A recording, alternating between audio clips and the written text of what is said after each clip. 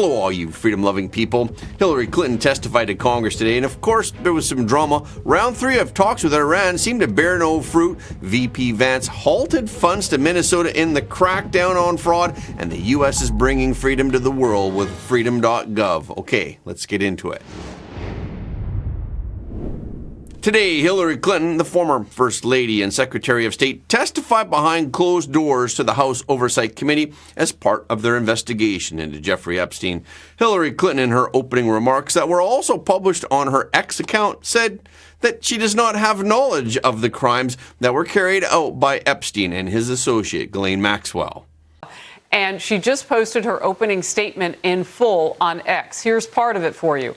I had no idea about their criminal activities. I do not recall ever encountering Mr. Epstein.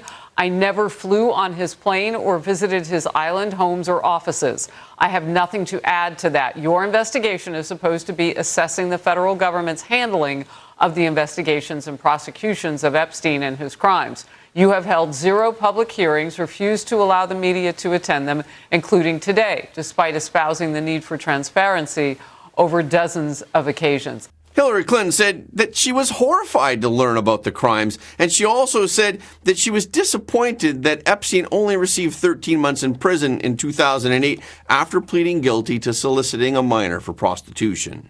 But the Associated Press is reporting Hillary Clinton in testimony says, and she's under oath, she has no information on Epstein's criminal activities and never recalls meeting him. Jason. That may be true, but I think the question is, what about the money? I think what you're going to see from this, again, no allegation of necessarily breaking the law, but what about the money? I think the money trail is the primary question, or one of the questions that the Clintons are going to ask. Hillary Clinton's going to be asked. Donations that went into the Clinton Initiative. What about the Global Foundation? And what were the introductions? Because the soft power of having a former Secretary of State or having a First Lady making introductions, opening doors, there are going to be a lot of questions about that. This morning, House Oversight Committee Chairman James Comer also said that one of the main questions today would be how Epstein was able to surround himself with some of the most powerful people like the Clintons.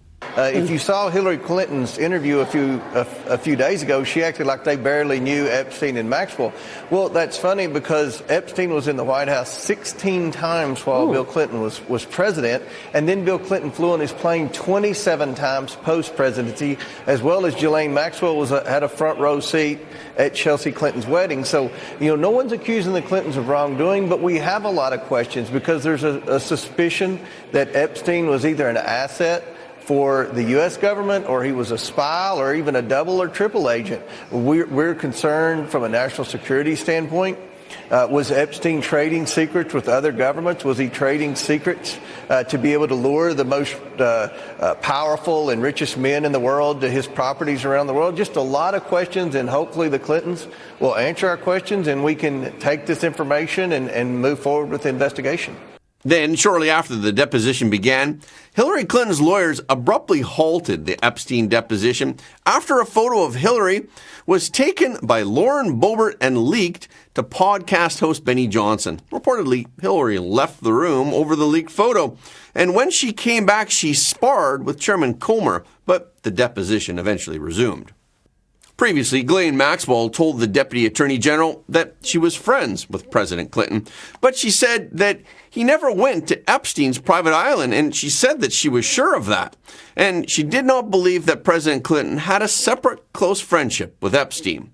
But Maxwell also attended the wedding of the Clintons' daughter, Chelsea, in 2010. Then, after Epstein was arrested, a spokesperson for President Clinton claimed that he also knew nothing about Epstein's crimes. The spokesperson said that President Clinton's flights on Epstein's plane were connected to his work for the Clinton Foundation. According to the reports, Epstein donated $25,000 to the Clinton Foundation and helped devise the Clinton Global Initiative, which was a division of the Clinton Foundation.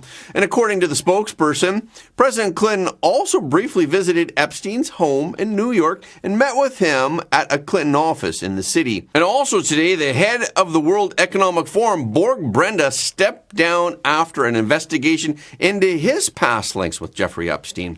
Brenda said, after careful consideration, I have decided to step down as president and CEO of the World Economic Forum.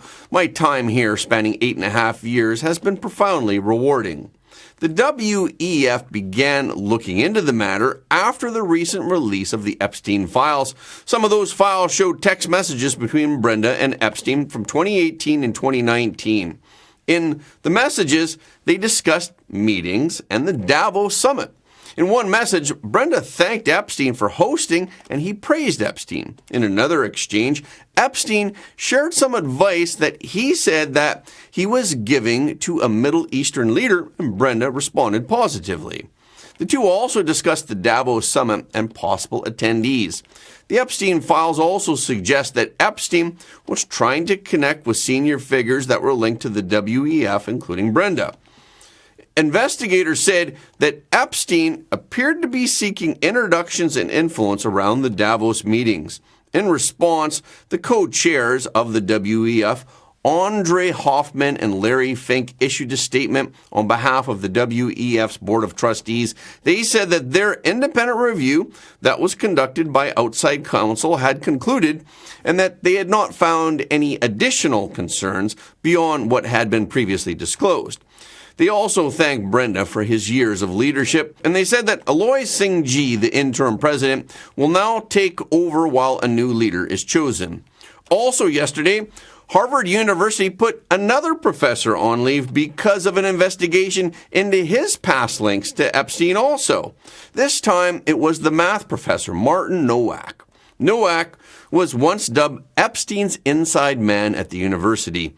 And now Harvard says that it has learned new information about Nowak's past connections to Epstein. So they will investigate whether Nowak broke university rules.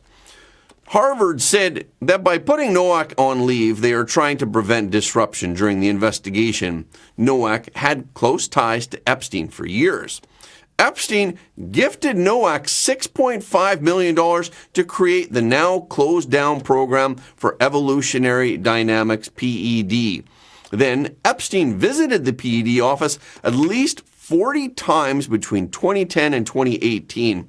And according to a 2020 review that was carried out by Harvard, Nowak gave Epstein unlimited access to school grounds and supplied him with a key card and with a passcode. Then, the recently released Epstein files revealed Nowak's plans to visit Epstein's island. One such exchange from 2012 featured JetBlue flight arrangements between Boston and St. Thomas. Also, an email from February 2014 had the subject, "Does JE want Martin Nowak to visit him on the island March 1st?" But Nowak still denies having any knowledge of Epstein's crimes. Today, the third round of talks between the United States and the Iranian government in Geneva was held. An Axios reporter said that the American delegation, Steve Witkoff and Jared Kushner, were disappointed with the Iranian side's proposals. And the Wall Street Journal reported that the United States had presented a proposal to the Iranian government. Under this proposal, Iran would be required to dismantle 3 of its nuclear sites and hand over all of its enriched uranium stockpiles. After the talks, Iran's foreign minister said that the Geneva meeting was one of the most serious so far, with progress on a possible nuclear and sanctions deal. But he said that some differences still remain. He also said that a 4th round of talks is expected next week. Oman's foreign minister, who was the mediator, also confirmed that technical talks would take place next week in Vienna. But according to the Wall Street Journal, the talks today ended with no agreement, as both sides remain widely divided on major issues. In the meantime, the U.S. has expanded its military presence in the region. Today, the USS Gerald R. Ford, which is the biggest U.S. aircraft carrier, left port and is expected to arrive tomorrow. According to Bloomberg, the Pentagon has launched a new kamikaze drone unit in case President Trump orders a military strike against Iran. These are small, cheap, one-way attack drones that can fly on their own and hit targets in swarms. The move toward cheaper disposable drones comes as Vice President J.D. Vance warned yesterday that they have seen signs that the Iranian government is trying to rebuild its nuclear program after the June 2025 strikes on Iran's 3 nuclear sites. Yesterday, Secretary of State Marco Rubio also warned that the Iranian government is a very serious threat to the United States. Oh, yeah, yes. I mean, well, I won't speculate as to how far away they are, but they are certainly trying to achieve, and this is not new, they're trying to achieve intercontinental ballistic missiles. For example, you've seen them try to launch satellites into space. You've seen them increasing the range of the missiles they have now. And clearly they are headed in a pathway to one day being able to develop weapons that could reach the continental U.S. They already possess weapons that could reach much of Europe already now, as we speak. They don't need nuclear energy, by the way. They have plenty of natural gas. But if they wanted nuclear energy, they could have it the way other countries have it. The fact that they refuse to get it that way, the fact that they insist not just on enrichment, but on enrichment in locations located inside of mountains is, I think you would have to lack common sense to not know what that means or what that could mean. The Trump administration's hardline stance on denuclearizing Iran has also led Kim Jong-un of North Korea to believe that he might be President Trump's next target. Consequently, he decided to take preemptive action.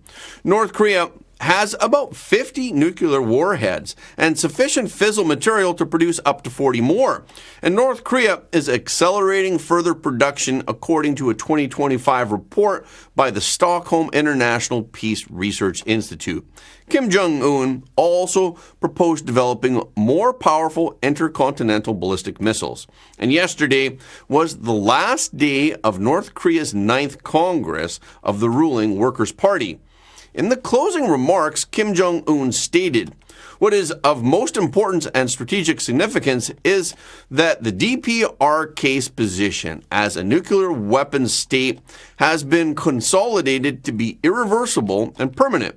Kim Jong-un said that North Korea would continue strengthening its nuclear forces and that this draws a red line prohibiting any attempt to negotiate away Pyongyang's nuclear weapons under any circumstances. But he also unleashed a friendly message to Washington. He said, "If the U.S. respects the present position of our state specified in the Constitution of the DPRK, North Korea, and withdraws its hostile policy toward the DPRK, there's no reason why we can't get on well with the U.S. Absent that, this would invite eternal confrontation." Kim also said, "We are prepared for everything, and that choice is not made by us." President Trump has repeatedly extolled his relationship with Kim. Kim also said he harbors good memories of President Trump. However, he made it very clear that the personal relationship won't be enough to revive dialogue. In September of 2025, Kim suggested that he could meet the president again if Washington abandoned demands for denuclearization. Yesterday, Kim said that North Korea would continue strengthening its nuclear forces and that this draws a red line. On the day of the closing ceremony, Pyongyang held a military parade. Kim took his young daughter, Kim Ju-ai, to attend, whom South Korea's spy agency believes is his potential successor. Vice President J.D. Vance announced yesterday with the administrator of the CMS, Dr. Mehmet Oz, that the federal government is temporarily deferring $259 million in Medicaid payments to the state of Minnesota as a new effort to combat widespread fraud. At the joint press conference yesterday afternoon, J.D. Vance criticized the state government, led by Minnesota Governor Tim Walz, for not doing enough to combat fraud. He said, "What we're doing is we are stopping the federal payments that will go to the state government until the state government takes its obligation seriously to stop the fraud that's being perpetrated against the American taxpayer." Walz responded on X and accused this approach as being a campaign of retribution. He claimed by saying, "Trump is weaponizing the entirety of the federal government to punish blue states like Minnesota. These cuts will be devastating for veterans, families with young kids, folks with disabilities, and working people across the state. However, this new government measure will not affect the individuals who receive Medicaid since Minnesota already paid the providers using state funds. What Washington, D.C. is now putting on hold is the federal reimbursements." Oz said, "If providers and beneficiaries are worried about getting their money and services, please call your governor." These are services the governor has already paid for. We are just not reimbursing the state. To make it clear, there is a rainy day fund in Minnesota, so we are very confident that people will not be hurt in Minnesota. Oz added that Walz has 60 days to respond. Oz said, we'll give them the money, but we're going to hold it and only release it after they propose and act on a comprehensive corrective action plan to solve the problem. If Minnesota fails to clean up the systems, the state will rack up $1 billion of deferred payments this year. And Vance said he was quite confident that the administration had the legal authority to withhold funds that are appropriated by Congress.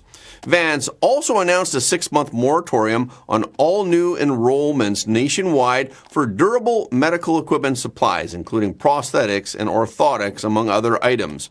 Oz said that the move is needed to curb widespread fraud and abuse in the industry. They emphasized that Trump's administration prioritized the elimination of waste and abuse nationwide. Vance stated, we are going to start very aggressively in the administration, cracking down on the people and the organizations that are defrauding Americans.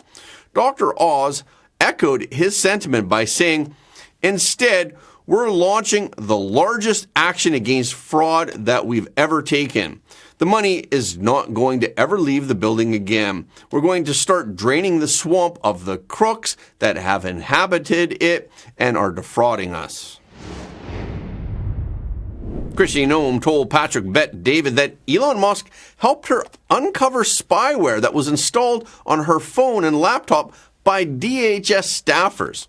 She said that Musk and his team were very helpful. I can't believe what I found since I've been in this department. I just found the other day a whole room on this campus that was a secret SCIF, secure facility, that had files nobody knew existed. So we just happened to have an employee walk by a door and wonder what it was and started asking questions. We went in there. There was individuals working there that had secret files that nobody knew about on some of these most controversial topics like that. And now I've got that turned over to attorneys and we're getting to the bottom of what exactly happened there. You know, we have CBP, which is Customs and Border Protection. They know every traveler that comes into this country, every good that comes in. They're the ones who assess and collect all of the tariffs. But the information that they had on travelers that came in during COVID, what are national labs, which I also have national labs under my jurisdiction. They're scientists that participated with that Wuhan lab, how they were traveling back and forth between each other and working on those experiments. It's been eye-opening. And I'll tell you, Patrick, even from the time I came into this office, it was, Elon and his team were extremely helpful to me.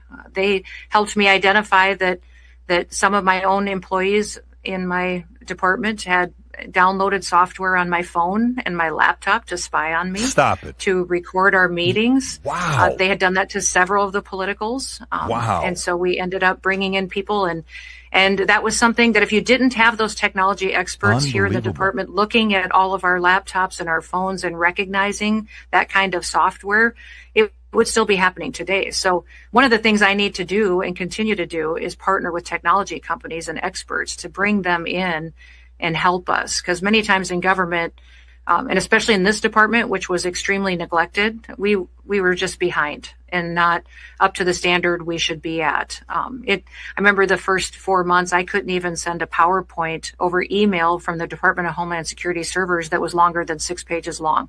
And Kash Patel also had issues with his privacy being intruded upon when his phone records were subpoenaed by Jack Smith. Yesterday, FBI Director Kash Patel said that during the Biden administration, the FBI secretly subpoenaed his phone records and the phone records of the White House Chief of Staff Susie Wiles when they were both private citizens. Patel also said that the FBI then tried to hide what they had done. In an interview with Reuters, Patel called this an example of government overreach. He said that unelected officials went too far and acted improperly under the previous administration. He called the move alarming and said that it was done under weak justifications and hidden in files that avoided oversight. Patel explained how the records that were taken were toll records. That means that they showed when calls were made and who was called, but not what was said. Investigators may collect toll records through a subpoena without needing a judge's approval. Investigators can use them to help figure out facts in a case and identify people involved. The subpoenas in Jack Smith's case were issued in 2022 and 2023 as part of the investigation that was aimed at President Trump. Jack Smith told Congress last year that the phone records were gathered as part of efforts to confirm the timeline of events surrounding the January 6th Capitol breach. Patel said that when he took over the FBI last year, it was hard to find the phone records that had been collected on him and Susie Wiles. He said that the records were placed in files that were marked prohibited, which made them difficult to locate in the FBI system. Patel said that with federal scrutiny, he has now ended the FBI's ability to label files that way.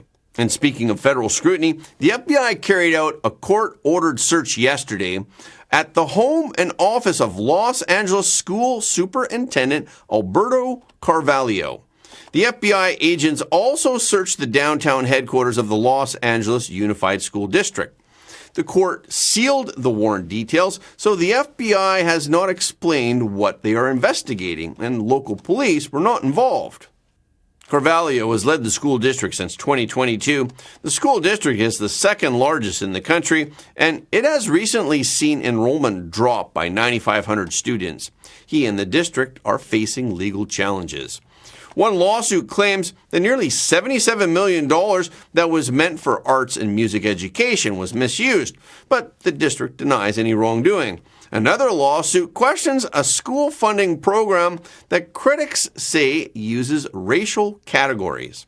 Carvalho has also spoken publicly about coming to the United States from Portugal as an undocumented immigrant when he was young. He later became a legal resident and built a long career in education. But right now, the focus is on the legal issues that are surrounding the school district.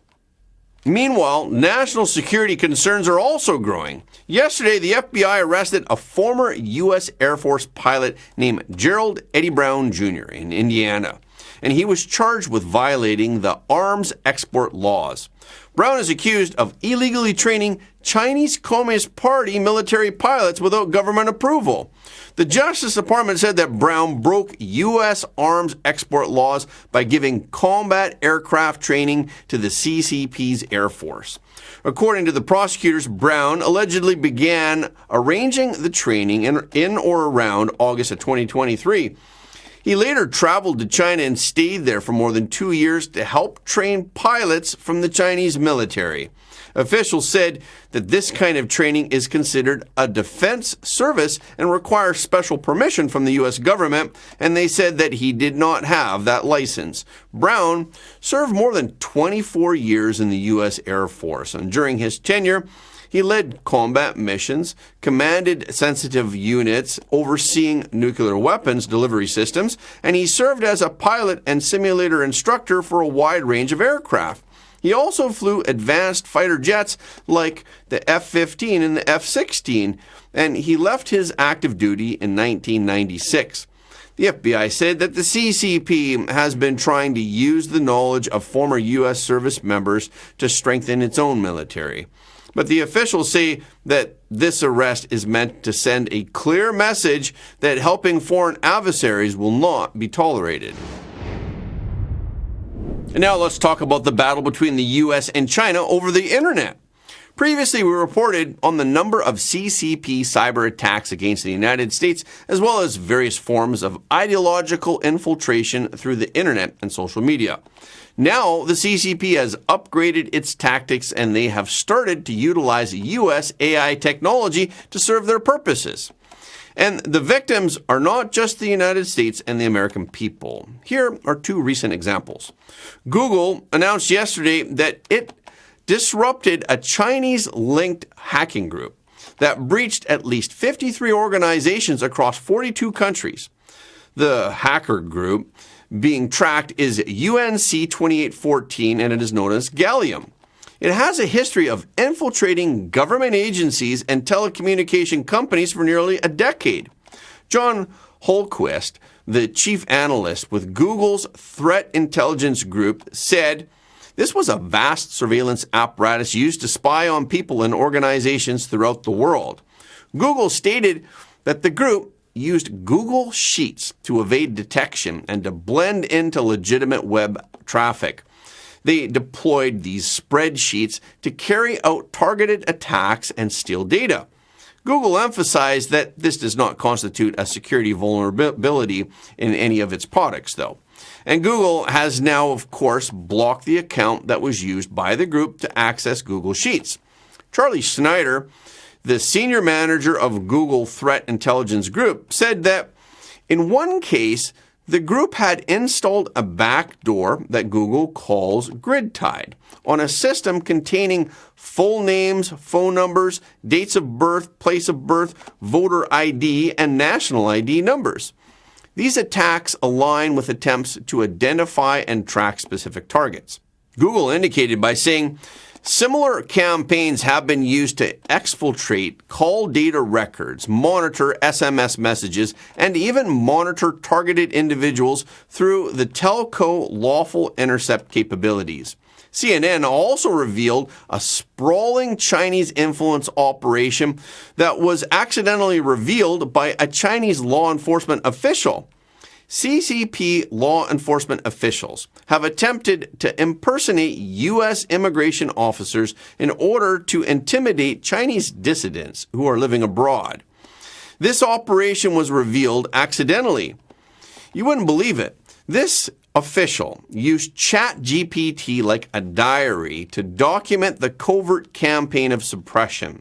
Thus, the operation was exposed, according to the ChatGPT user account. In one instance, the Chinese operative impersonated a U.S. immigration officer to warn a Chinese person who is living in the United States, who the CCP calls a dissident. He supposedly warns the person that his public statements were suspected to have broken the law. In another case, they used forged documents from a U.S. county court to try and get a Chinese dissident's social media account taken down. And OpenAI has indicated that hundreds of CCP officials are involved in this operation, which encompasses thousands of fake accounts across various social media platforms. Ben Nimmo, the principal investigator at OpenAI, said, "This is what Chinese modern transnational repression looks like. It's not just digital. It's not just about trolling. It's industrialized. It's about trying to hit critics of the CCP with everything, everywhere, all at once." OpenAI's investigators noted that this ChatGPT user once faked the death of a Chinese dissident by creating a phony obituary and photos of a gravestone and posted them online. False rumors of the dissident's death did indeed surface online in 2023. In another instance, this ChatGPT user requested AI to create a multi-step plan aimed at discrediting Japan's incoming Prime Minister Sanai Takaichi. One measure involved stirring public anger over U.S. tariffs that were imposed on Japanese goods. OpenAI stated that ChatGPT refused to respond to this request. However, following Sanai Takaichi's appointment as Prime Minister in late October of 2025, a popular forum that is frequented by Japanese manga artists saw the emergence of a hashtag that was attacking her and voicing grievances over American tariffs. Over the past several decades, the CCP has consistently mobilized the full weight of the state apparatus against Western enterprises, governmental institutions, and citizens, including so-called Chinese dissidents who are residing outside of China. Western companies, including government agencies, can only adopt a passive defensive stance. Even tech giants like Google or OpenAI face an unequaled contest when confronting the entire apparatus of the Chinese Communist Party. And individuals who are targeted by such measures have even fewer means of defense. Meanwhile, concerned about the internet's ability to transcend national borders, the CCP has introduced domestic internet censorship. It maintains the world's most sophisticated online censorship system, widely known as the Great Firewall. It blocks foreign news outlets and social media platforms while promoting a state-controlled digital ecosystem. It has also set dangerous precedent worldwide. Other authoritarian states such as Iran have studied the CCP's experience and methods in internet censorship, and they are directly importing personnel, technology, and equipment from the Chinese regime to control their populations. Even some European countries have begun asserting greater control over online content. But the U.S. government has now finally resolved to take action. They are launching a preemptive strike against the CCP's vital interests. Simultaneously, they are aiding citizens who are living under other authoritarian regimes. The State Department is going to launch a new privacy-preserving app that is intended to give users in China, Iran, and countries around the world who are subject to strict internet monitoring access to the same uncensored internet that is available to Americans. Plans are also underway to launch a complimentary mobile phone designed to bypass internet restrictions with a public tender worth $200 million. The platform, Freedom.gov, will roll out soon. It will operate as a one-click desktop mobile application with built-in anonymity protections, and it will be compatible with iOS and Android devices. U.S. officials say that Freedom.gov is designed to offer a technological counterweight to the CCP's Great Firewall.